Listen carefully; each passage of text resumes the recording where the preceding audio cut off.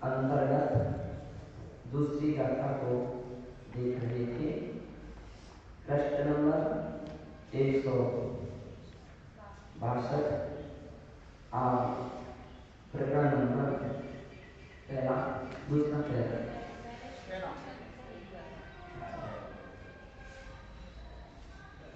तदेना।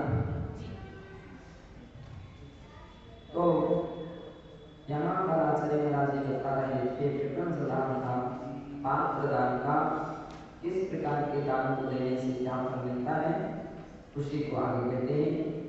तदेनाष्टापदं यस्य दीयते हितकाम्यया सा तस्याष्टापदं मन्ये दत्ते जीवितशान्ते।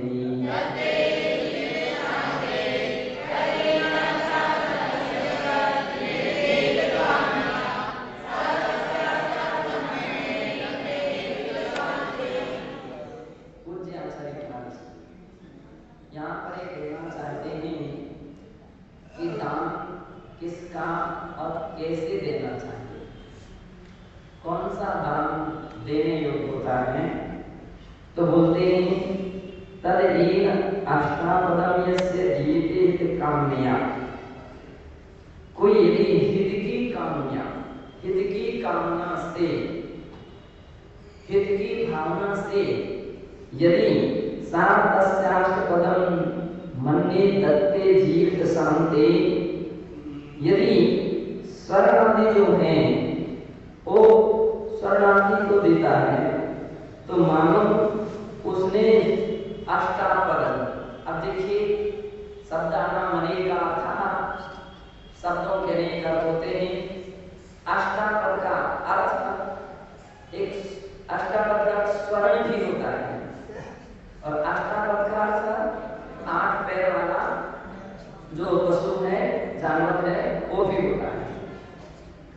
जिसने अष्टापद को दान दिया है इसकी भावना से, वो अष्टापद की अवस्था को प्राप्त कर लेता है।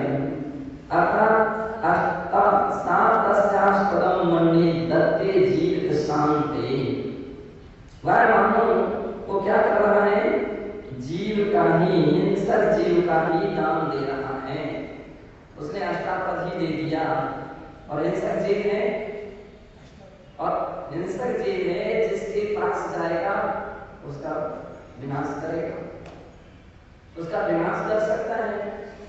इसलिए कह रहे हैं इस स्वर्ण भी, स्वर्ण को यहाँ उपलक्षण लेना चाहिए। स्वर्ण के साथ साथ जो निषिद्ध हैं, जो साधुओं के लिए अनुचित हैं, ऐसी कोई भी वस्तु अगर दी जाती है तो उसके लिए वो अष्टापद की तरह होगी। वह उसका विनाशक हो सकती है, वह उसकी साधना का, उसकी ध्यान का, उसके अध्ययन का विनाशिक भी हो सकती है, उसकी सारे संकल्प विकल्प उत्पन्न करने वाली हो सकती है। तो इसलिए साधुओं के लिए सामान्यतः साधुओं के लिए पृथ्वी, कमंडल और शास्त्र, ये 3 ही वस्तु ग्राह्य मानी गई है, चौथी नहीं। और वह भी एक पृथ्वी, एक कमंडल और एक शास्त्र जिसका अध्ययन कर रहे हैं, मात्र उतना ही ग्राह्य है, उतना ही रखने योग्य है, बाकी कुछ रखने योग्य नहीं है। किंतु यह एक सामान्य नियम आचार्यों ने साधुओं के लिए दिया। कदाचित जो आचार्य होते हैं उनकी अनुमति या आज्ञा से कुछ और भी आवश्यक सामग्रियां, क्योंकि आचार्य सर्वजन हिताय की भावना रखते हैं, कदाचित कोई संग में अस्वस्थ होने की हो सकता है, तो भगवती आराधना में लिखाया कि वे योग शिष्यों के पास औषधियां नहीं रखती, हमने व्यवस्था है। अभी गुरु आज्ञा से है तो वो परिग्रही नहीं कहलाएंगे,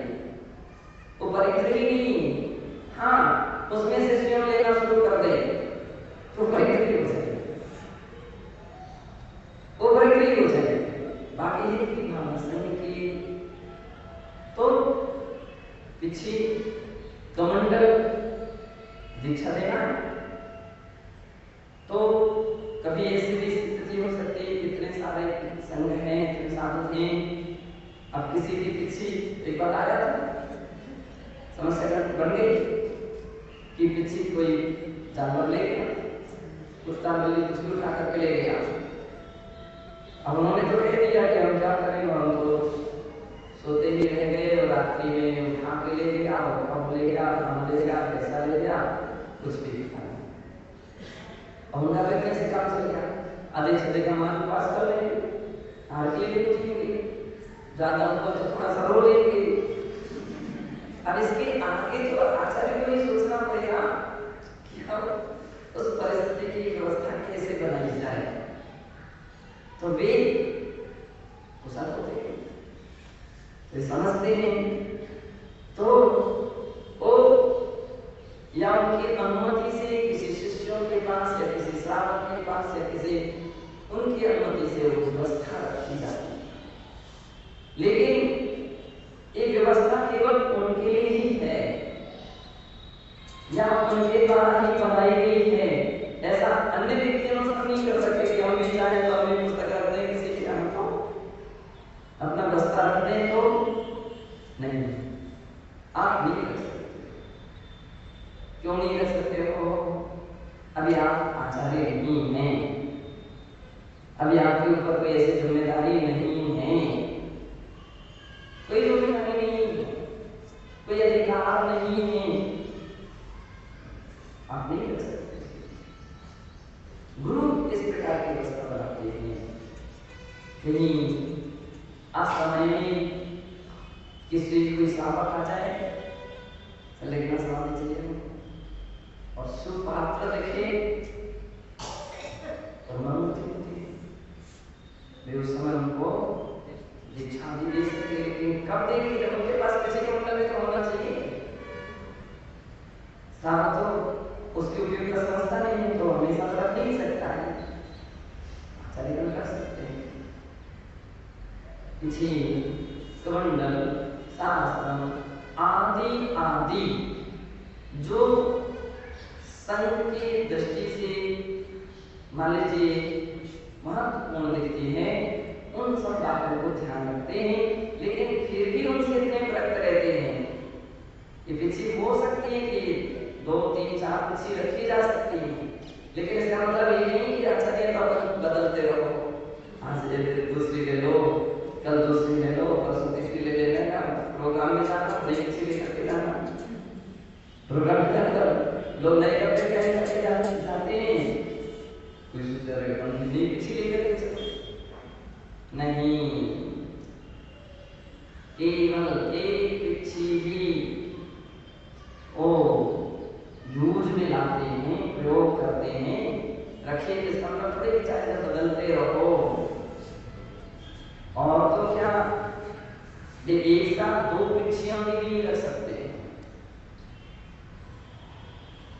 एक साथ 2 पिछियां भी नहीं रख सकते कि एक इस मयूर पर की अच्छी देशी और एक विदेशी मयूर तो कभी इसका प्रयोग कर लो, गलती ना हो जाए इसलिए दूसरी टांग लो, और जब प्रोग्राम हो जाए तो उसको ले लो, तो विशेष लोग आ गए तो उसको उठा करके नहीं परिग्रह हो जाए। ये परिग्रह है, जीव ही रक्षा करने का लक्ष्य था, जीव रक्षा करने का प्रयोजन था, तो आपकी इस पिछी से भी काम चल सकता है, कोई आवश्यकता नहीं है उस बाल को बढ़ाने वाली उसकी पिछी को धारण करने की, कोई आवश्यकता नहीं। तो और दूसरे करते हो तो फिर इसकी आवश्यकता नहीं, फिर उसको छोड़ दीजिए, अभी विकल्प मत करो कि वो गंदी हो जाएगी, और गंदी हो जाएगी, मेरी हो जाएगी, उसका वगैरह अच्छी नहीं दिखेगी, तो है।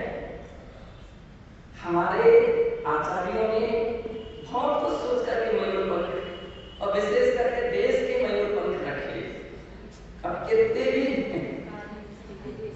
हो जाए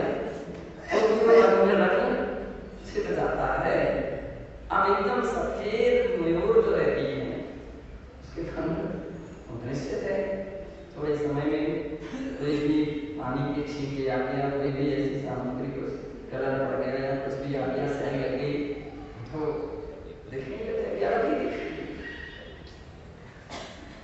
तो इसलिए हमारे से भी सज्जन बोले भवानी निकेतन में कि आपसे यदि हम उम्र से इच्छाचारी बनाना चाहते हैं ठीक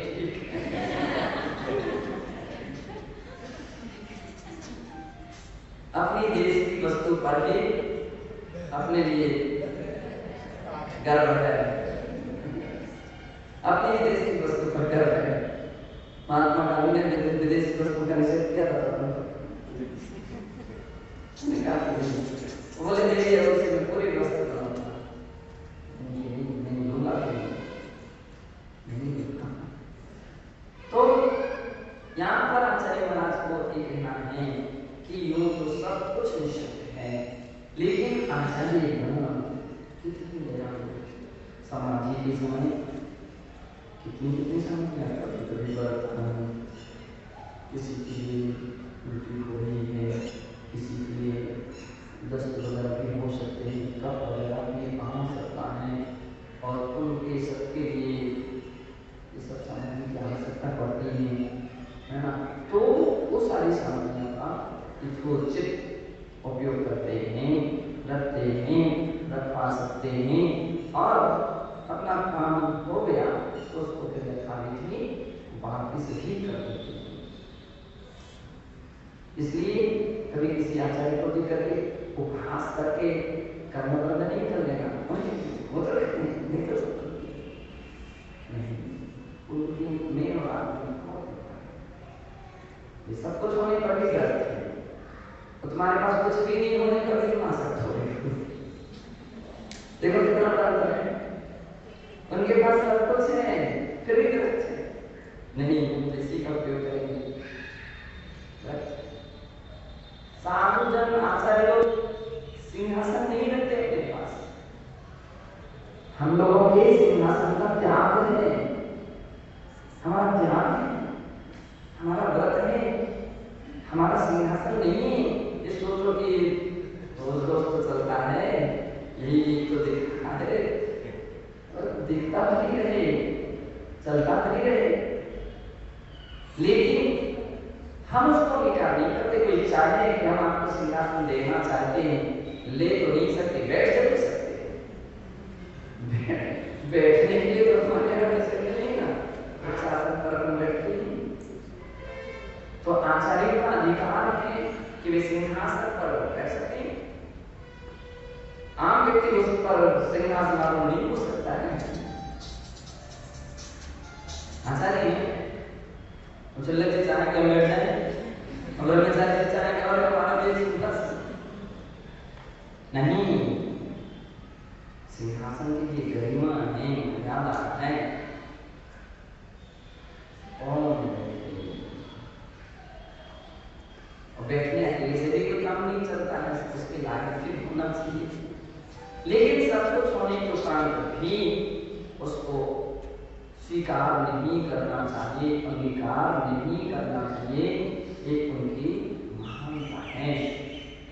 को अंगीकार स्वयं के लिए कुछ नहीं करते, स्वयं के लिए देखो तो बस उनके पास उतना ही है, जितना सकता है उतना ही है, बाकी तो उनका सब उदाहरण है। पेन चाहिए, कॉपी चाहिए, अमुक चाहिए, स्वास्थ्य खराब हो गया, हमारा कभी अभी भी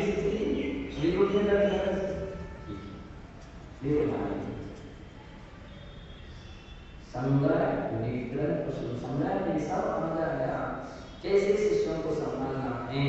कोई बैरागी, कोई अच्छे बैरागी साधक, कुछ ऐसे भी होते हैं साधक नहीं रहते, इतना वृत्ति भाव नहीं रहता है, महाशक्ति बहुत अधिक रहती है, शरीर के थोड़ा सा ही कुछ 19-20 हो जाए कि वे आकाश पाताल करते थे, तो फिर वो भी ध्यान रखना होता है। और इसलिए कि ऐसा उनको देते भी नहीं, उनको भी उस लायक बनाते रहते हैं। तो आ जाए महाराज हमारा सुन लेंगे। हाँ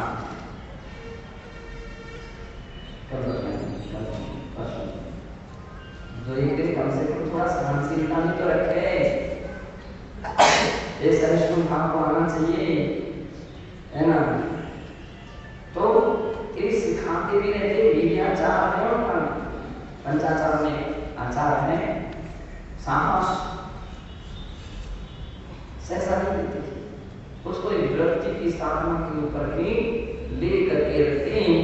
इसलिए आचार्य महाराज ने कहा कि साधुओं के लिए कोई भी लौकिक सामग्री लाकर के ऐसी सामग्री देते हैं जो उनकी साधना के प्रतिकूल है, उसको निकाल नहीं करते।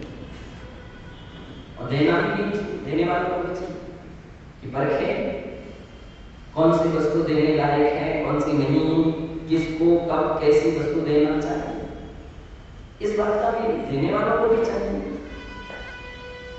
आचार्य कुंदकुंदी अपनी प्रवचन सारे प्रोक्तम, आचार्य श्री कुंदकुंद आचार्य महाराज ने भी प्रवचन सार के तीसरे अध्याय के 57वीं गाथा में कहा है, अविदित परमतेषु विषय कसादिकेषु पुरीषेषु जुट्ठं कदं दत्तं फलदिपुदेषु मनुषु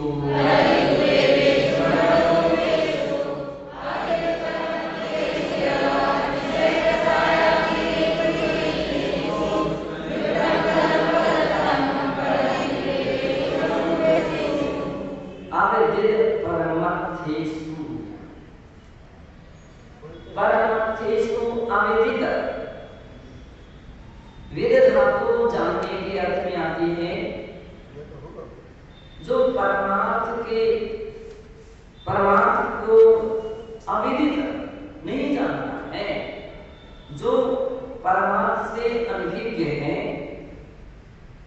और जो परमार्थ से अनभिज्ञ है, ऐसे व्यक्ति के लिए विषय कसादिकेषु पुरुषेषु, और परमार्थ से जो अनभिज्ञ है और विषय कसायों में प्रधान है, मान लीजिए उसके अंदर में उसकी अधिकता है, उसमें अधिकता है, थोड़ी सी कोई बात होता है तो वहां की लालच होता है,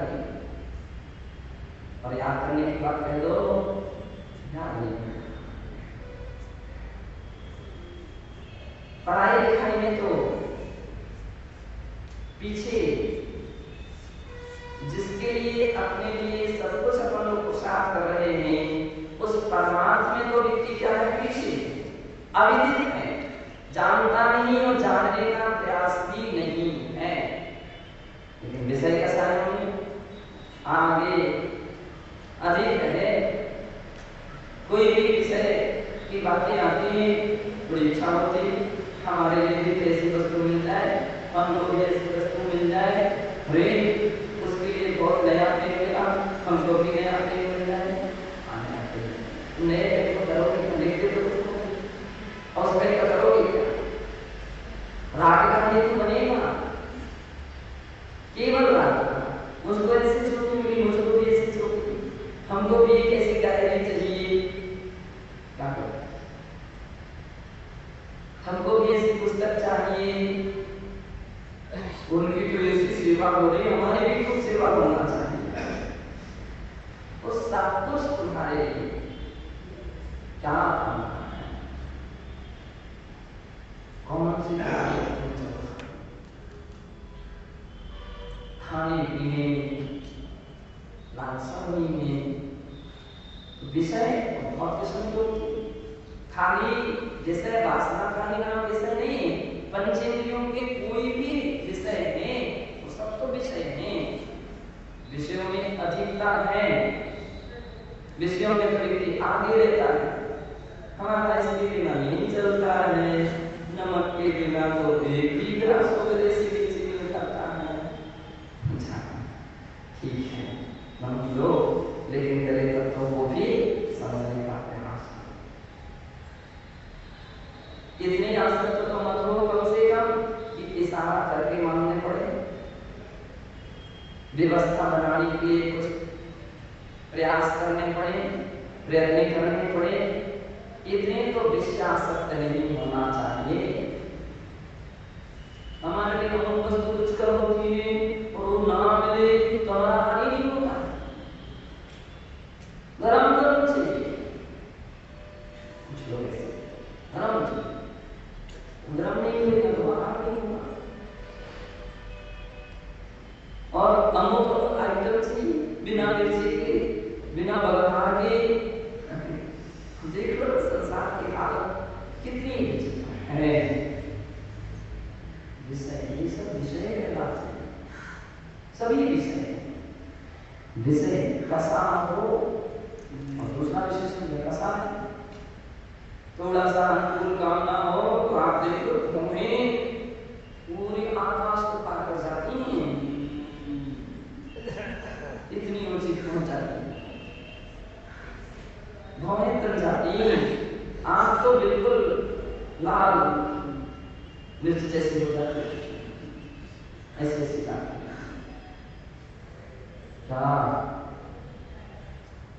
और गर्जना तो बादलों से भी अधिक होने लगी। अरे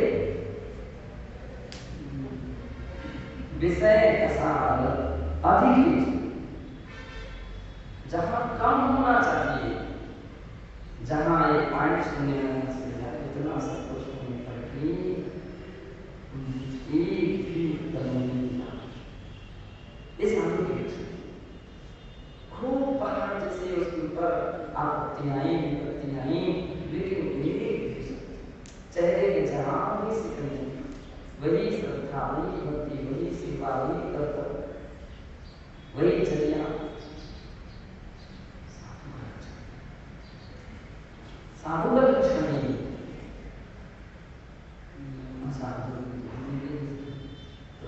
परमार्थ से तो अनभिज्ञ दूर अनुसार है, हम से समझ में नहीं आता, आ नहीं पाते, या होता नहीं इसलिए एक क्लास में प्रवचन के समय तो तीन आती है इसलिए नहीं जाती। हो गया था। अब कब तुमको परमार्थ मिलेगा? परमार्थ का ज्ञान कैसे हो सकेगा? तो आचार्य महाराज परमार्थ से तो व्यक्ति अनभिज्ञ और विषय बसाने में ऐसे चेहरे नहीं रहते हैं, पूरे खुले रहते। तो यहाँ चलते हैं कि जुट्ठम कदम वदत्तम फलादिको देवी। ऐसे लोगों को कुछ भी दिया जाए, क्या कह रहे हैं? ऐसे व्यक्तियों की सेवा करना, चाकरी करना, उन्हें दान देना, ये सभी कुदेवेषु फलदी, कुदेवों के जो मनुष्य होते हैं उन मनुष्यों के रूप में फलित होते हैं। इसका मतलब या तो जी कुदेवों में उत्पन्न होता है या तो मनुष्य होता है। सोचो महाराज हमारे लिए तो कोई ध्यान ही नहीं रखता, कौन रखेगा? कौन जानना चाहेगा कुदेवों में? कौन बनना चाहेगा? तुम्हारा ध्यान रखेंगे तो कुदेव हो जाएंगे या तुम मानस हो जाएंगे। ये हमको लगना चाहिए और ये भी लगना चाहिए हमारे कारण से जब दूसरा कुदेव हो रहा, को मानस हो रहा, तो अपन क्या बनेंगे?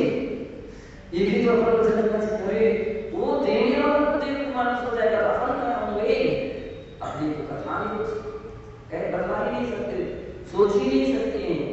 इसलिए सारा तात्पर्य लिखा, सारा से लिखा कि अपने लिए तत्व के विषय ज्ञाता होना चाहिए, परमार्थ को जानना चाहिए और विषय प्रसाद से द्रव करना चाहिए। इसका सारांश है आचार्य महाराज के कुंद देव के सिद्धांत का सारांश है कि तुमको व्रत हो गया, खूब खाया पिया, गृहस्थ जीवन में क्या कमी रखी और कमी थी तो पूरी करके आना चाहिए, पूरी करके आना चाहिए। हम लोग हमेशा बोलते हैं दीक्षा लेने के पहले जहाँ घूमना हो घूम आओ, जो कुछ खाना पीना हो खाना पी लो, जिससे मिलना जुलना मिलजुल लो, जहाँ जाना हो वो करके आ जाओ। इसके उपरांत फिर नहीं कहना कि हमको तो जलेबी बहुत अच्छी लगती है, हाँ वो जितनी खाना और इतनी खानी चाहिए कि फिर जलेबी याद ना रहे, आ गई तो ठीक है, नहीं आई तो ठीक है। हमारी अमुक यात्रा रह गई, वो अमुक स्थान पर जाना था, इसलिए दीक्षा के पहले वो जान करके आओ। अब बाद में टाइम आपके लिए फिर उदाहरण कहना होता है। मैंने पूछा था फिर अब कहिए, उससे पूछा गया था, कहा गया था क्यों नहीं की तो उसकी सजा होगी, हम नहीं जा सकते हो, हमारा मन नहीं लगा, मन लगे चलना, अब नहीं, हमारी इच्छा थी हम सामग्री खाने की थी, उसमें क्यों नहीं खाई, अब नहीं चल सकता है, रास्ता ढील नहीं हो सकती, हमको व्यक्ति से मिलना था, उस समय क्यों नहीं खाई।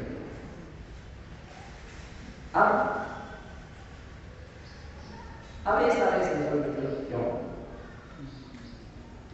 हम दो ध्यान नहीं लगा था, ध्यान नहीं लगा था, उसकी सजा को ये नहीं कहा जा सकता कि हम परीक्षा में पेपर नहीं दे पाए और क्या करूं, अब फिर से देने के लिए अवसर मिल जाए, नहीं, परीक्षा हो गई, अब अवसर नहीं मिल पाता, अवसर चूक गए शांति। तो विषय रसायन को कम करना चाहिए और तत्पात के चिंतन में हमको आगे बढ़ना चाहिए, तब कहीं सुदेव पर्याय को अच्छी जाति के स्वर्ग के देव वगैरह हो सकते हैं, अच्छी पर्याय को प्राप्त कर सकते हैं, सुगतिम सुदय गमनम समाज गमनम जन्म संपत्ति तो भी सुदय गमनम हो सकता है, अन्यथा तो बड़ा कठिन है, ऐसा आसान है, केवल विचित्र मंडल लेने मात्र से सुगति का गमन नहीं होता, सुगति में गमन आत्मा को भी वैसा ही बनाना पड़ता है, तन साधु बने तो मन भी साधु बने, तन साधु बने मन भी साधु बने, और मन साधु बनेगा तो फिर साधना का फल मिलेगा, अन्यथा साधना का फल नहीं मिल पाता। इसलिए पूज्याचार्य करें कि सबको मरे महाराज, उनको तो आपने जो कुछ कहते हैं तुरंत के तुरंत दे देते हो, और हमको 10 बार मांगना पड़ता है, 10 नहीं तो 10 बहुत कम है, 25 बार भी मांगोगे तो भी नहीं मिलेगा, और वो एक बार भी मांगते हैं, सत्य नाम भी मांगे तो फिर उनको देने के लिए तैयार है।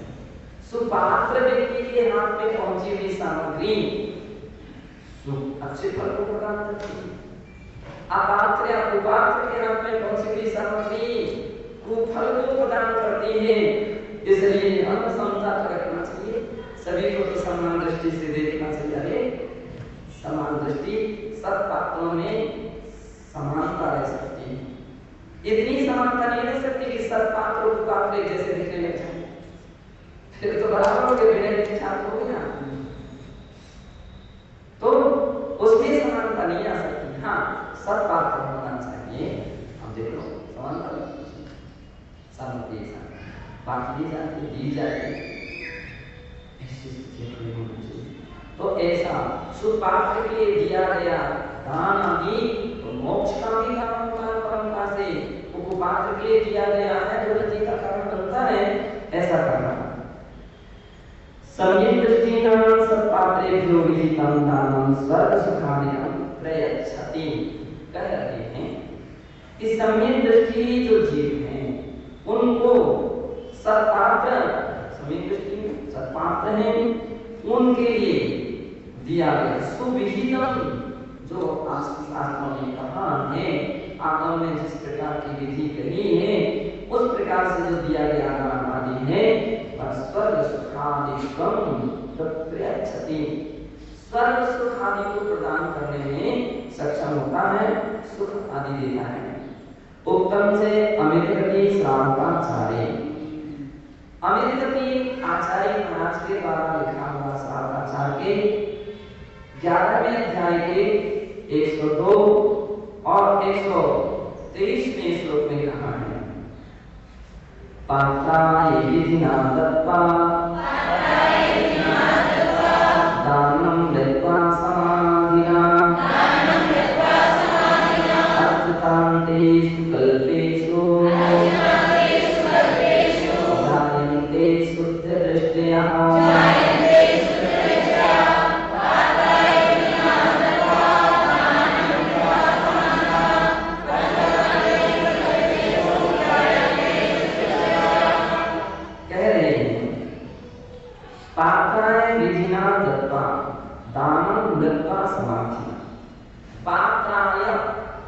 सुपात्र सम्यक दृष्टि पात्रोत्तम मध्यम जघन्य जो पात्र है, उन पात्रों के विधि नवता भक्ति के साथ दान दत्वा, दान दे करके कोई मृत्वा समाधि न समाधि पूर्वक मृत्यु को प्राप्त होता है,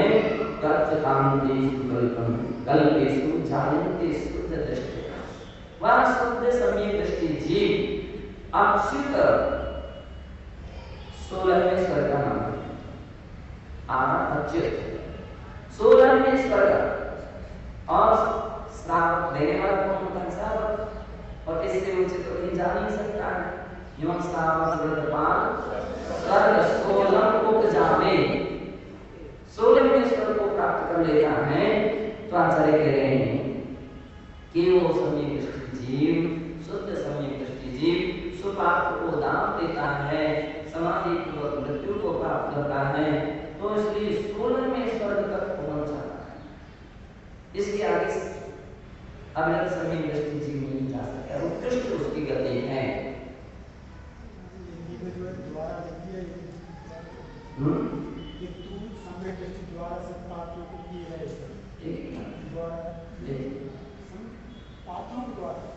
सम्यक दृष्टि द्वारा सब पात्रों को, सम्यक दृष्टि जीव के द्वारा, सम्यक दृष्टि जीव के द्वारा दिया गया दान, ऐसे सही है। निषेध लक्ष्मी मति सर्व कारिणी, प्रथीयसी प्रीत भवेषु कल्मषम्, प्रदय्यते ध्यानिन्द्रसानाखिलम्,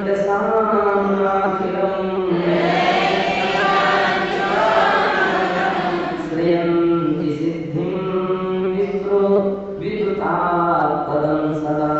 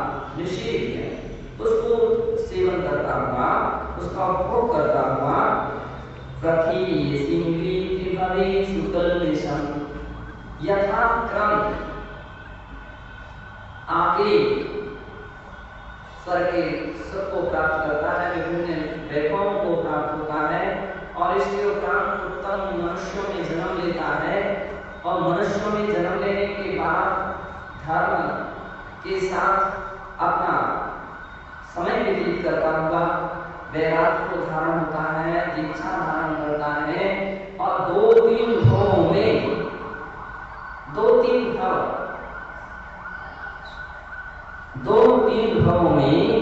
क्या कर लेता है? विधि भवेषु कल्मषं प्रदह्यते। अब दो भाव कैसे?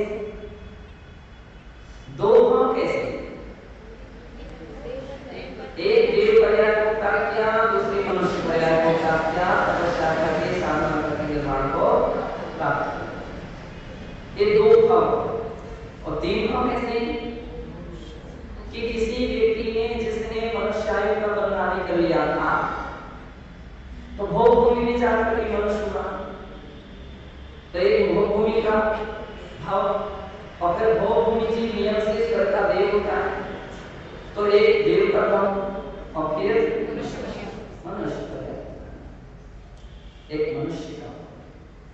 इस प्रकार से तीन भाव होते हैं। तो तीन भाव में प्रदह्यते ध्यानाग्निप्रसादं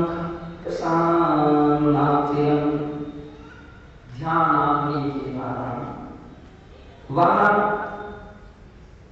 अखिलम कर्म, संपूर्ण प्रकार के जो कर्म थे उनको क्या कर देता है?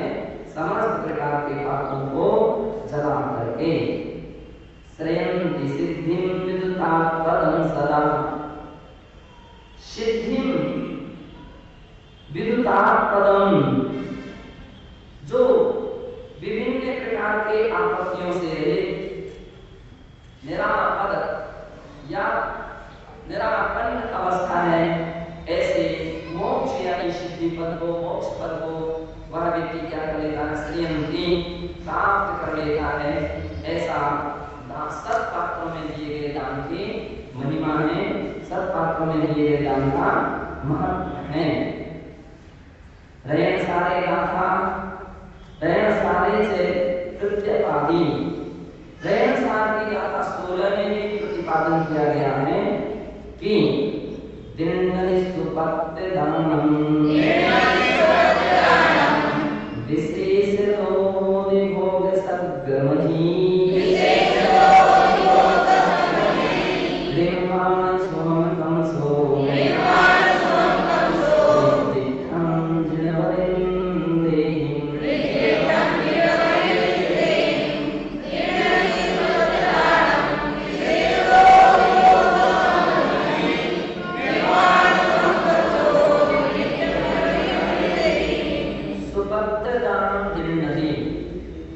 जो सुपात्रों को दान देता है तो विशेष भोग सद्गमहि, विशेष रूप से भोग भूमि को प्राप्त होता है, यदि बधाई कहे तो, अथवा सद्गमहि स्वर्ग आदि को प्राप्त होता है। और निर्वाण सुमं कंसो क्रमशः अंत में वो निर्वाण को भी प्राप्त कर लेता है। इसी गाथा के ऊपर पूज्य गुरुदेव विमल कर रहे थे, कहते थे एक पावाटे में मोक्ष मिलता है, मोक्ष, ऐसा बोलते थे, एक ग्रास देने से मोक्ष मिलता है।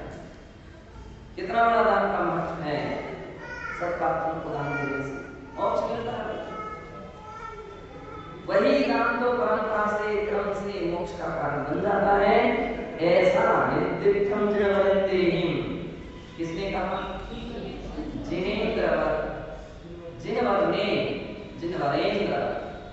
जिनवरेंद्रों ने कहा है कि ऐसा दान स्वर्ग आदि और मोक्ष आदि को भी क्रम से प्रदान करता है।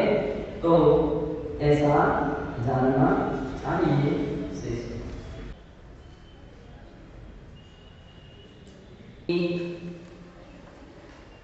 अस्मिन् प्रसंगे दान स्वरूपमपि भावार्थन्ते यत् निरूपितं तदपि मन्नीयम्। दान के विषय में, दान के स्वरूप को धवला ग्रंथ की 13वीं पुस्तक के 5वें सूत्र के 5वें प्रकरण में सूत्र 137 में जो कहा गया है वह मन्नीय। वहाँ कहा गया है रत्न रत्नत्रयवध्या सावित्य परित्यागो दानम रत्नत्रय साधनादिसा वा। अर्थात जो रत्नत्रय के धारक मुनिजन हैं तो उन मुनियों के लिए अपने सावित्य परित्यागो, अपने वित्त का अर्थात अपनी वस्तु का जो त्याग करना है उसके लिए दान कहते हैं।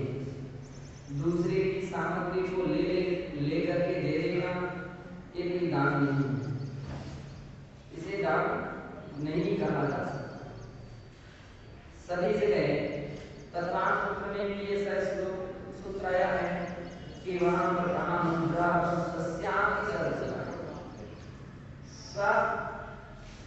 सस्याति सर्वदान। तो अपनी ही वस्तु का जो त्याग करना है उसका नाम क्या है? दान है। यही बात यहाँ पर आचार्य महाराज कह रहे हैं कि अपनी वस्तु का या छोड़ना उसका नाम क्या है? दान कहलाता है। और वो भी रत्नत्रय साधना जिसका वह क्यों रत्नत्रय के साधन से उपकरणादि के दान की इच्छा ये भी दान कहलाता है कि दान उसी वस्तु का मान किया जाता है जो रत्नत्रय में सार्थक हो। रत्नत्रय के प्रति जो अपना महत्व रखता है, साधनों के लिए ऐसी वस्तुओं का जो त्याग किया जाता है उसका नाम क्या है? दान कहलाता है। उदान दीन वस्तु नाम निर्देशात्मका दीन वस्तुओं के विषय में भी रत्नचंद्र सावकाचार में 170वें श्लोक में ऐसा कहा है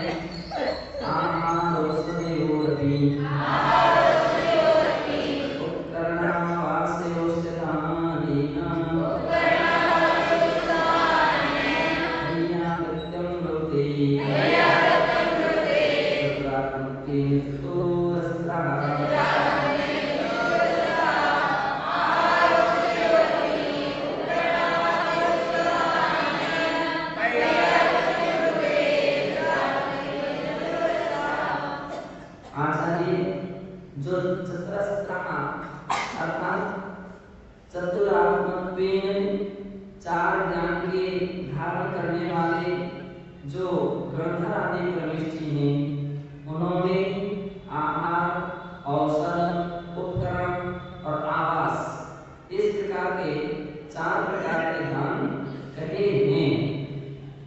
ये 4 प्रकार के दान जो हैं वैयावृत्त्यम, 4 प्रकार के दान को वैयावृत्ति कहते हैं।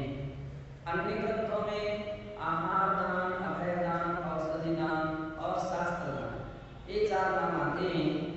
लेकिन आचार्य समंतभद्र स्वामी ने दूसरे प्रकार से 4 दान कहे। उन्होंने कहा आहार दान, औषधि दान, उपकरण दान और आवास दान। उपकरण में शास्त्र भी हो सकते हैं, पिछी, मंडल और पेन कॉपी जो कुछ भी उनकी ज्ञान आदि उपकरण हैं वे सभी हो जाते हैं। और वसति का दान तो साधु संतों के लिए रुकने के लिए जो स्थान दिया जाता है उसका नाम है आवास, उसका दान करना ये भी वैयावृत्ति है।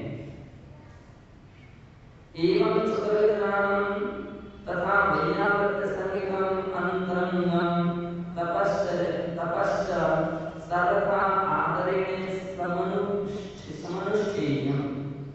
इस प्रकार से चतुर्विध दान को वैयावृत्ति नामक जो अंतरंग तत्व है उसके अंदर में सर्वथा आदरेण समनुष्ठेयम्, विशेष आदर के साथ इन 4 प्रकार के दानों का अनुष्ठान बड़े सम्मान के साथ करना चाहिए, ऐसा यहाँ कहा। दान कार्य श्रावकस्य कृते अतिथि संविधान संगीत व्रत रूपेण तृतीय शिक्षावृत्ति परिगणितं वर्तते।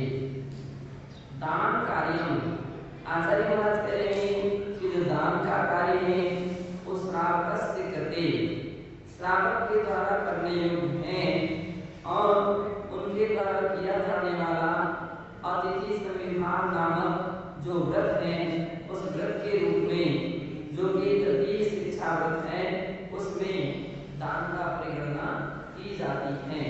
ऐसा समझ। उत्तम से स्वामी कार्तिकेयानुप्रेक्षेति ग्रंथे, स्वामी कार्तिकेयानुप्रेक्षा ग्रंथ के 361वीं गाथा में कहा है शिक्षावयं चितियं तस्यावे सर्वसिद्धिसो खैरं दानं चौविहं पिय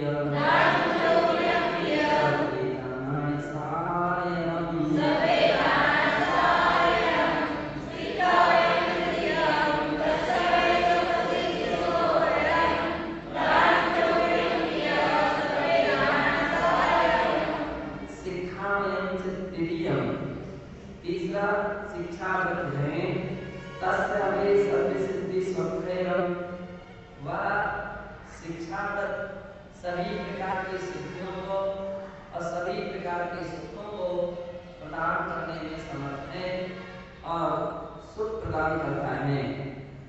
दानं सोविहं पिये सवे दान सायाम, 4 प्रकार के दान सभी दानों में श्रेष्ठ है ऐसा जानना चाहिए। सभी प्रकार की सिद्धियों में भी श्रेष्ठ है। अग्रेयम गेयम, यहाँ ये तात्पर्य है कि यदि पूर्वं मनुष्यायुष्यं बद्धम् अस्ति तर्हि जीवा पात्रदानानुसारेण उत्तम मध्यम जगन भोगभूमिषु जन्म लभते। यदि कोई पूर्ववर्ती मनुष्यायु वाला है वह जीव पात्रदान के अनुसार उत्तम मध्यम जघन्य भोगभूमियों में जन्म लेता है। यदि वर्तते तर्हि देवायुष्य बंधं कृत्वा स्वर्ग सुखं लभते जीवा, और यदि नैयायिक का पक्ष करता है वह देवायु को बांध करके स्वर्ग सुख को प्राप्त करता है, अथवा मनुष्यायु बंधनं कृत्वा पूर्वोक्त भोगभूमिषु सुखं लभते, अथवा जिसने मनुष्यायु का पूर्व में बंध किया है, क्योंकि दान देने वाला मनुष्यायु को बंध है तो भोगभूमि में जन्म देगा कैसा? भोगभूमि से सुखं लभते, भोगभूमि के सुख को प्राप्त होता है। सत्तार्थदानेन जीवो नारत्रयायुषो बंधं न करोति न च दक्षोत्पद्यते। सत्तार्थ को दान देने से जीव नरक और त्रियायु का बंधन नहीं करता और न दक्षोत्पद्यते, नरक और त्रियायों में उत्पन्न भी नहीं होता है। ऐसी विशेषता होती है कि वह दान देने वाला जीव नरक और त्रियायों में जन्म नहीं लेता। दूसरी वाक्य में नरक और त्रियांश की बद्धाइष्ट वाला जीव भी उसके दान देने के भाव नहीं हो सकते, दान देने के परिणाम नहीं हो सकते।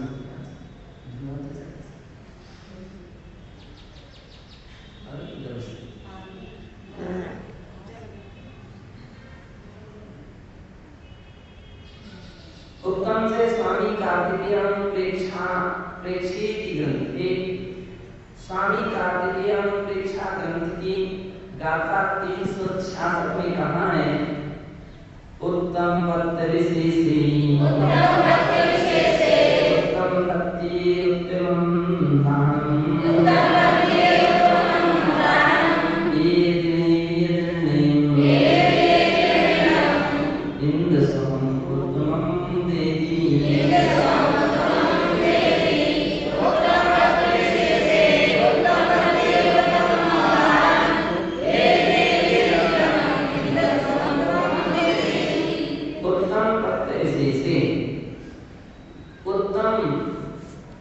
विशेष पात्र जो हैं उनमें उत्तम पात्रों को उत्तम भक्ति अर्थात नवधा भक्ति पूर्वक उत्तम दान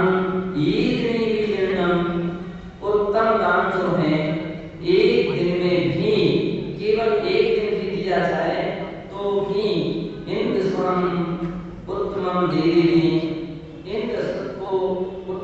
जीवन सुख को प्रदान करता है।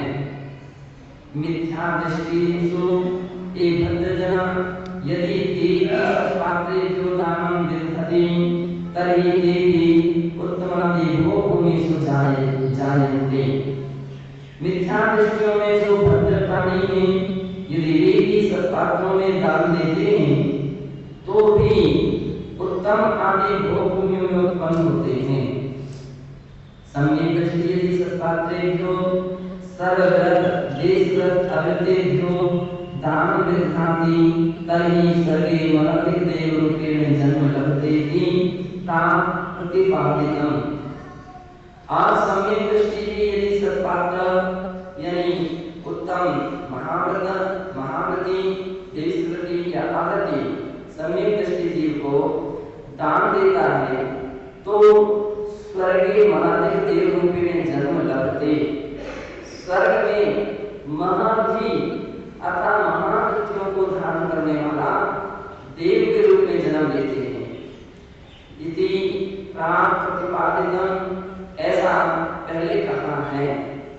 एवं सत्पात्र दान परिणाम रूपेण तस्य फलम सत्पात्र दान फलम मनोदेवेषु मनस्कृतो देवतो वा जन्म लब्धा एको भुंजते एकाकी एक जीव भूते अनुभवति यथा।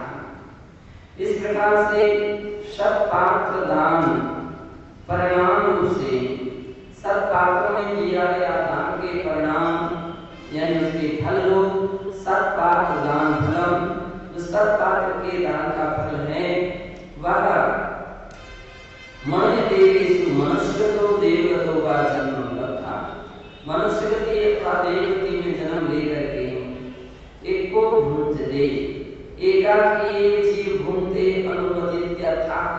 क्योंकि प्रकरण जो चल रहा है कि जो व्यक्ति जैसा करता वैसा फल पाता है तो ऐसे दान को जो देता है तो सत्पात्रों को दान दिया है तो उसके फल को ही उत्तम पर्याय में प्राप्त करता है। गाथाया तात्पर्य निगम वर्तते। गाथा का तात्पर्य इस प्रकार से है। सुभाषुत कर्मणा फलम स्वयं कर्ता एकाकी नानुभूयते। सुभाषुत कर्म के फलों को स्वयं उन कार्यों को करने वाले जीव अकेला ही अनुभव करता है।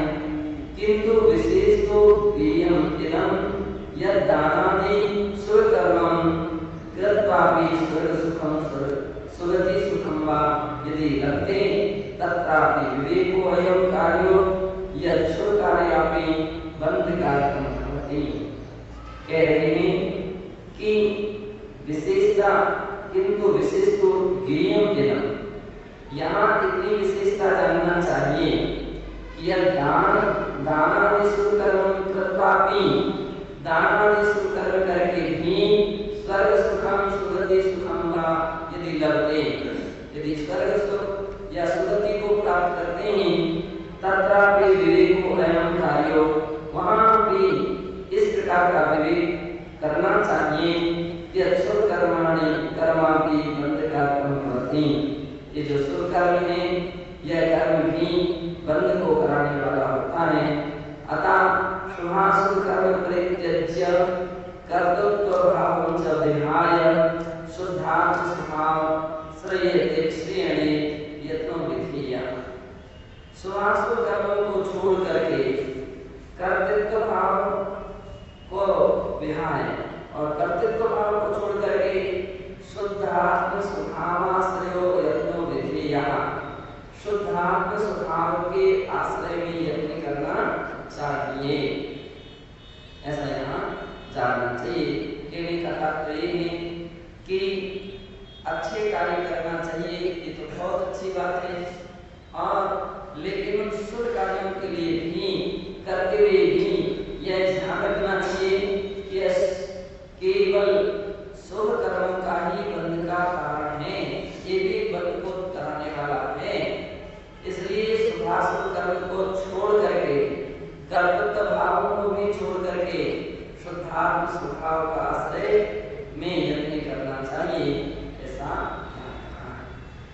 अतः संप्रति आनुषंगिकतया पात्रपात्रस्वरूपं विवेदे ग्रंथकारी ही अर्थवेद। अब यहाँ आनुषंगिकतया अर्थात प्रकरण के अनुसार पात्र और अपात्र के स्वरूप को विवर्यते ग्रंथकार के द्वारा गाथात्रयी में दो गाथाओं के द्वारा पात्र और अपात्र के स्वरूप का वर्णन किया जाता है।